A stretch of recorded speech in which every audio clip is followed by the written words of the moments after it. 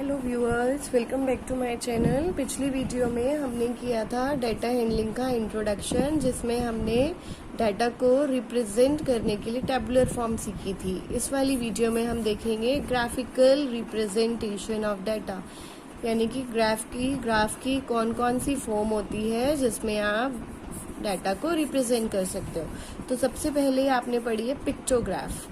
Pictograph बस वैसे ही समझा देती हूँ, आपके सिलेबस में नहीं है, छोटी क्लासेस में है पिक्टोग्राफ। तो देखो पिक्टोग्राफ में क्या होता है। In pictograph you have to represent numbers using pictures, यानी कि नंबर्स का यूज करते हुए आपको पिक्चर्स लेनी होती है। सपोज आपको एक साल में कार की सेल दिखानी है, ठीक है। तो अगर हम अज्यूम करें कि जनवरी में जो है वो 400 कार की सेल हुई है, ये आपको डाटा दिया है। फरवरी में 500 की हुई है, मार्च में 1000 कार्स की हुई है। तो आपको इस डाटा को पिक्टोग्राफ से रिप्रेजेंट करना है। तो अब हम देखो क्या करेंगे। अगर हम जनवरी में 400 कार, अगर हमको इसमें हम क्या करते हैं, कोई भी एक सिंबल ले लेते हैं। इसमें हम क्या करते हैं, वी टेक अ सिंबल। कोई भी एक सिंबल, कार है तो कार का ही सिंबल ले लो, या कोई भी, जैसे मैंने ये स्क्वायर बॉक्स ले लिया। ये एक बॉक्स अगर मैं लूं, एक कार को रिप्रेजेंट कर रहा है। तो एक कार को अगर एक बॉक्स रिप्रेजेंट कर रहा है, तो जनवरी में 400 कार की सेल हुई है, तो 400 बॉक्स बना पाना इजी है? नहीं है ना इजी। 400 बॉक्स बना पाना बहुत मुश्किल काम है, और जगह भी नहीं होगी इतनी, और ना ही इतना टाइम। तो हम क्या करते हैं पिक्टोग्राफ में रिप्रेजेंटेशन, जब डाटा हमारा ऐसे नंबर्स लार्ज आ जाते हैं, तो हम एक बॉक्स को मान लेंगे कि वो 100 कार्स को रिप्रेजेंट कर रहा है। वन बॉक्स 100 को कर रहा है। तो जनवरी में 400 कार की सेल हुई है, तो एक बॉक्स को अगर 100 कर रहा है, तो 400 के लिए कितने बॉक्स बना देंगे हम? 4। ऐसे ही हमारा फरवरी में 500 की हुई है, तो 500 के लिए हम बना देंगे 5 बॉक्स। अब इसको 1000 मत लो, इनकेस मान लो 650 सेल हुई है मार्च में, तो 6 तो बॉक्स हो गए हमारे पास पूरे। 1 2 3 4 5 6। अब आधा 50 हाफ हो गया, तो हम क्या करेंगे, इस बॉक्स को ऐसे हाफ बना देंगे। हाफ बॉक्स हो गया। तो ये आपका होता है पिक्टोग्राफ। यहाँ पर आपने क्या किया, नंबर्स को सिंबल्स के साथ रिप्रेजेंट किया, या कोई पिक्चर आप बना सकते हैं। तो ये तो है आपका पिक्टोग्राफ। अब हम बात करेंगे बार ग्राफ की। तो बार ग्राफ क्या है? बार ग्राफ सबसे ज्यादा इम्पोर्टेंट ग्राफ है, जो आगे फर्दर क्लासेस में भी आप पढ़ेंगे। तो बार का मतलब होता है स्ट्रिप्स। रेक्टेंगुलर स्ट्रिप्स देखिए ना, पेपर की जैसे स्ट्रिप्स होती है, तो बार मतलब स्ट्रिप। तो display of information using bars. देखो इसमें क्या होता है, एक हॉरिजॉन्टल लाइन होती है आपकी और एक वर्टिकल। ये हॉरिजॉन्टल लाइन है, ये आपको ग्राफ पे ड्रॉ करनी होती है, इसको हम एक्स एक्सिस बोलते हैं। और ये वर्टिकल लाइन है, इसको हम वाई एक्सिस बोलते हैं। जहां पर ये दोनों लाइन मीट करती है, इसको ओ या ओरिजिन बोलते हैं। तो बार ग्राफ में क्या होता है, जो आपको नंबर्स दिए हैं उनको आपको किस तरह से रिप्रेजेंट करना होता है, उनको आपको बार्स की फॉर्म में रिप्रेजेंट करना होता है। इस तरह से आपकी ये बार्स का मतलब देख रहे हो, ये स्ट्रिप्स है, कोई छोटी कोई बड़ी, लेकिन जो इनकी चौड़ाई है, जो इनकी विड्थ है, वो हमेशा सेम रहती है, विड्थ रिमेन सेम। और जो इनकी हाइट है या इनकी जो लेंथ है, जो इनकी हाइट है, वो फिगर के अकॉर्डिंग चेंज होती रहती है। मान लो यहाँ 400 है तो ये थोड़ी छोटी हो गई, यहाँ 600 है ये बड़ी हो गई, यहाँ 500 है तो ये ऐसे। और इनके बीच का जो गैप होता है, दिस गैप रिमेन्स सेम। तो ये है आपका बार ग्राफ। ये ग्राफ क्या होता है, वो गैप क्या होता है, सेम रहता है, और इनकी चौड़ाई भी सेम रहती है, बस इनकी हाइट जो है वो डिपेंड करती है आपके डेटा पर। तो ये होता है आपका बार ग्राफ, जिसमें हम डिस्प्ले करते हैं इंफॉर्मेशन को using bars of uniform width. Uniform width मतलब एक जैसी विड्थ के हम बार्स बनाते हैं। इसके बाद अब हमारा नेक्स्ट है, बार ग्राफ हो गया। उसके बाद आपका नेक्स्ट है डबल बार ग्राफ।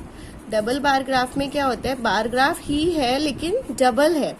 जैसे आपको ये वाला बार ग्राफ हम बनाते हैं कंपैरिजन के लिए। सपोज आपको स्टूडेंट्स का रिजल्ट कंपेयर करना है कि 2004-5 में, आइडिया एग्जांपल ले रहे हैं हम, 4-5 में और 2005-6 में।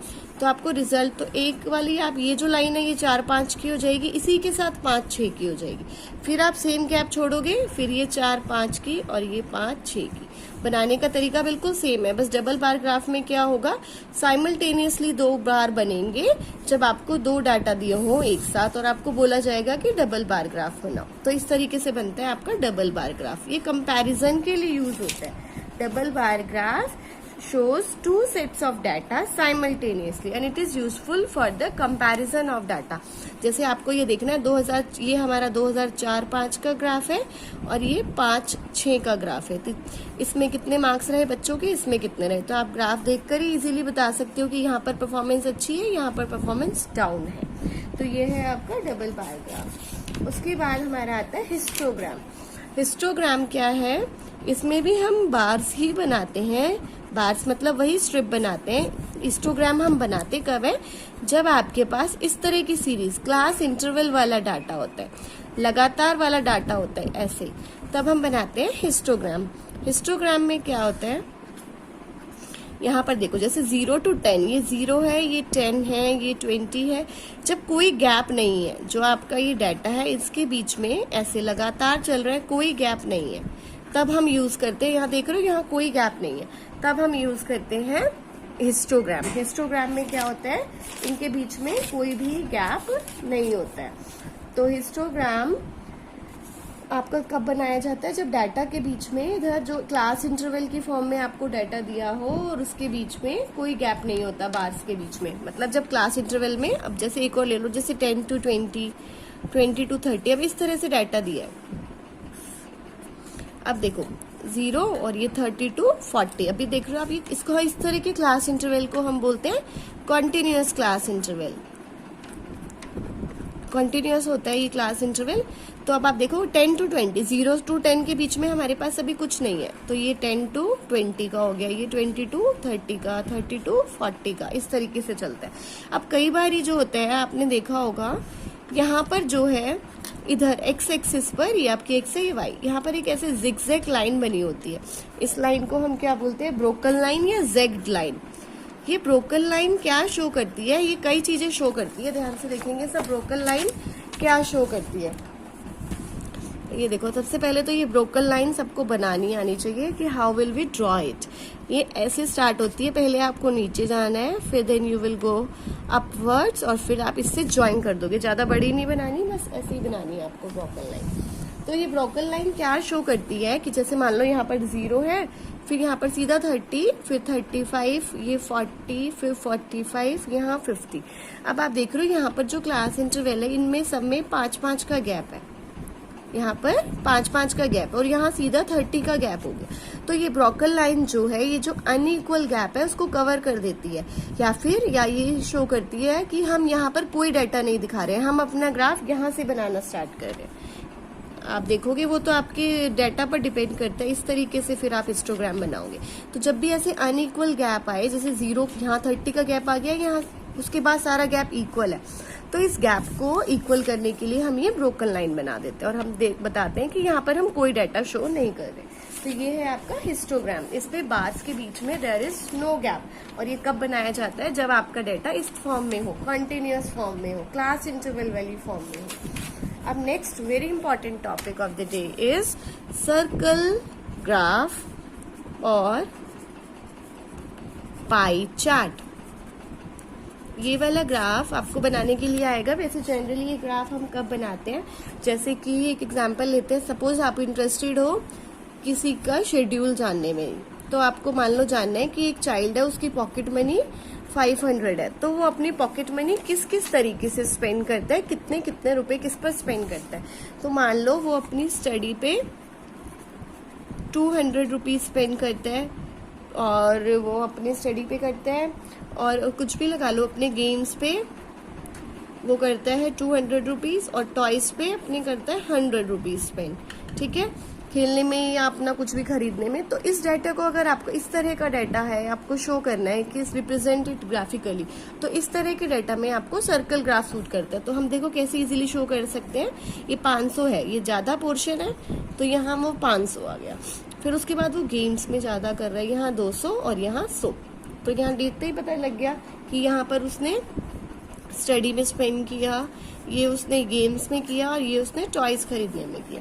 तो इस तरह का जो डाटा होता है ये सर्कल ग्राफ पे शो करते हैं। तो सर्कल ग्राफ रिलेशन क्या दिखाता है, ये पूरा होल, ये जो 500 है इसका मतलब ये पूरा क्या है, एक होल। 500 इज होल, और ये सब इसके क्या है, पार्ट्स। ये होल है और ये इसके हमने पार्ट्स कर दिए 500 के। तो circle graph shows relationship between whole and its part, यानी कि पूरे होल में और इसके पार्ट में रिलेशनशिप दिखाता है। अब हमें सर्कल ग्राफ को बनाना कैसे है, अब आप देख रहे हो, देखो हम कैसे बनाते हैं। ये जो सर्कल है यहाँ पर ये सेंटर पॉइंट है इसका, अज्यूम कर लो कि ये सेंटर पॉइंट है।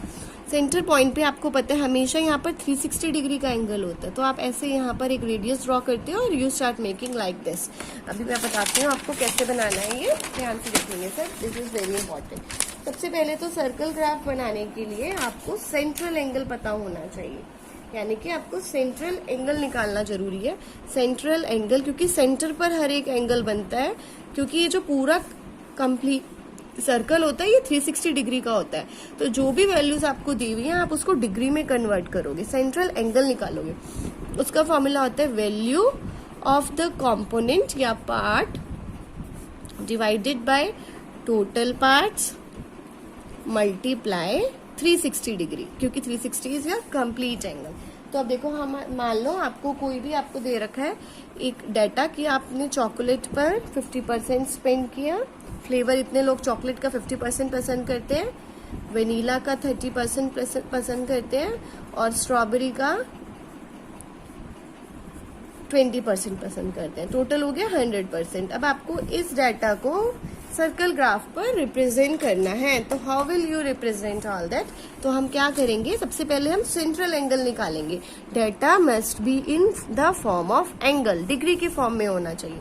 तो देखो सेंट्रल एंगल हम कैसे निकालेंगे, आप क्या करोगे, value of the part, value is 50। सबसे पहले हम चॉकलेट का सेंट्रल एंगल निकाल रहे हैं, उसके बाद टोटल इज 100, फिर multiply by 360। This is the way how we find. तब इसको आप सॉल्व करोगे, ये 2 जीरो से आपकी 2 जीरो कट गई, 36 को 5 से मल्टीप्लाई करेंगे, ये आ जाएगा 180। तो 180 डिग्री का एंगल आ गया। फिर उसके बाद आया नेक्स्ट आपका वेनिला, वेनिला पे 30% स्पेंड किया। हम यहाँ पर क्या कर रहे हैं, we are finding central angle, क्योंकि हमें ग्राफ बनाने के लिए क्या चाहिए, सेंट्रल एंगल चाहिए। अब 36 को 3 से करेंगे 108 डिग्री। उसके बाद आया स्ट्रॉबेरी, स्ट्रॉबेरी पे 20, वही अपॉन 100, टोटल मल्टीप्लाई 360 डिग्री, 20 36 2 72। बाद में आप क्रॉस चेक करके चेक कर सकते हो, इन तीनों का टोटल 360 आना चाहिए, 360 ही आ रहा है। तो अब देखो, अब हम कैसे इसका सर्कल ग्राफ बनाएंगे। आप कितनी भी रेडियस का एक सर्कल ड्रॉ कर लो, और ये जो सेंटर पॉइंट है, इस सेंटर पॉइंट पर डॉट लगाओ और इस सेंटर पॉइंट से एक हॉरिजॉन्टल रेडियस लगाओ। ऐसे हॉरिजॉन्टल रेडियस लगाई। अब you will start now making angles. अब हम एंगल्स बनाना स्टार्ट करेंगे। देखो एंगल कैसे बनेंगे, सबसे पहले डी की हेल्प से आपको एंगल बनाने हैं। सबसे पहला एंगल है 180 डिग्री, तो आप इस डॉट को और इस डी की डॉट को ऐसे मिलाओगे। आपको पता है 180 का स्ट्रेट एंगल होता है, तो ये मेरा आ गया यहाँ पर ऐसे 180 डिग्री। यहाँ आप ऐसे लिख दोगे 180 डिग्री, और ये क्या था, चॉकलेट। यहाँ पर आप लिख दोगे चॉकलेट। इसके अंदर आप शेड भी कर सकते हो, कलरिंग भी कर सकते हो टू मेक इट अट्रैक्टिव, क्योंकि ग्राफ है ना। अब सेकंड एंगल है 108 डिग्री। अब आप क्या करोगे, इसी के साथ वापस ऊपर वाला पोर्शन तो हो चुका है, 180 डिग्री में कवर हो गया। अब आपका 108, डी को उल्टा करोगे। अब फिर ये वाला जो पॉइंट है और ये डी का पॉइंट है, इन दोनों को अब आप ऐसे मिलाओगे। अब आप, मैंने बताया जिस साइड लाइन जा रही है, ये लाइन अब हम इस साइड बना रहे हैं ना, तो 108 वाली लाइन देखो, 108 हेयर इज 100 और 110 के बीच में यहाँ पर कहीं, तो ये आ गया 108। अब थर्ड एंगल आपके पास ऑटोमेटिकली, अब फिर से डी को ऐसे उल्टा करोगे। अब जो आपकी नई नई लाइन आती रहती है वो आपकी रेडियस बनती रहती है, उस पर आपको डी रखना। अब देखो ये ऑटोमेटिकली आप देखोगे थोड़ा सा हिल रहा है, क्योंकि मैंने हाथ से ड्रॉ किया था ना। ये 72 डिग्री अपने आप ही बच जाएगा, ये 108 डिग्री। तो इस तरह से आपका डाटा जो है वो ग्राफिकली रिप्रेजेंट होगा। आपको ये सेंट्रल एंगल बनाना है, ये टेबल बनानी बहुत जरूरी है।